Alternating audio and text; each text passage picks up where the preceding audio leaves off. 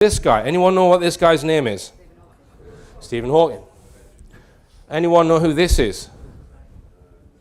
Stephen Hawking. Let's put them side by side. Anyone care to guess how old the guy on the left is? Shout out an age. 50, 70, any more?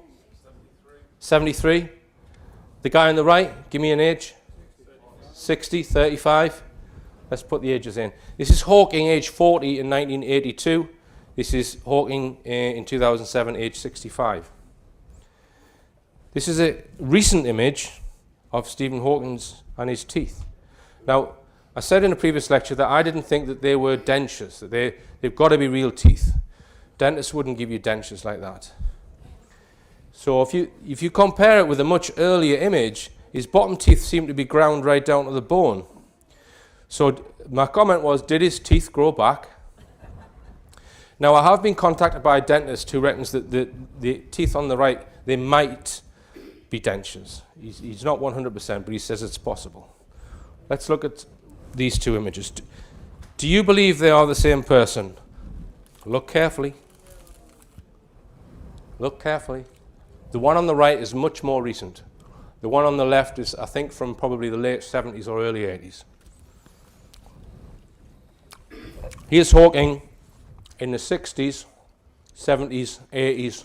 This is him now. Do you believe that is the same person?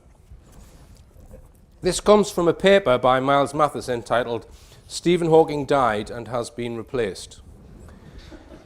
Now then, which I find persuasive. I've been downloading hundreds of images of Stephen Hawking trying to find further evidence about this. But for me, this is the most strongest evidence, what I'm about to read you.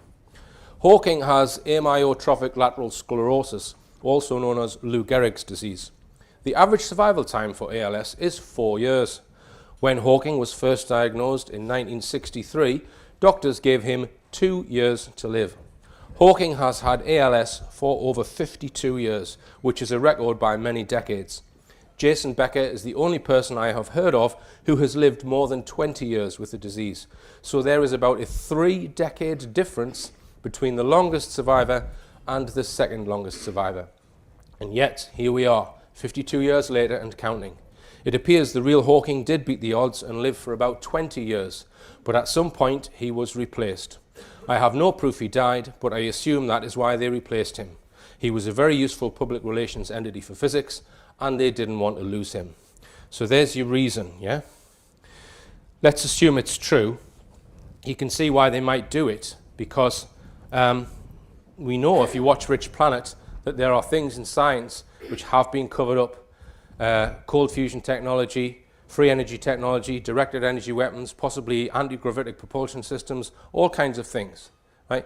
So if you're going to keep that type of thing covered up in physics, you're not going to want real scientists investigating those things and talking about them, right? So you can see a motive there. And this guy is treated like a god. No one can question Hawking. He's far too clever, isn't he? Stuff like this. Shit.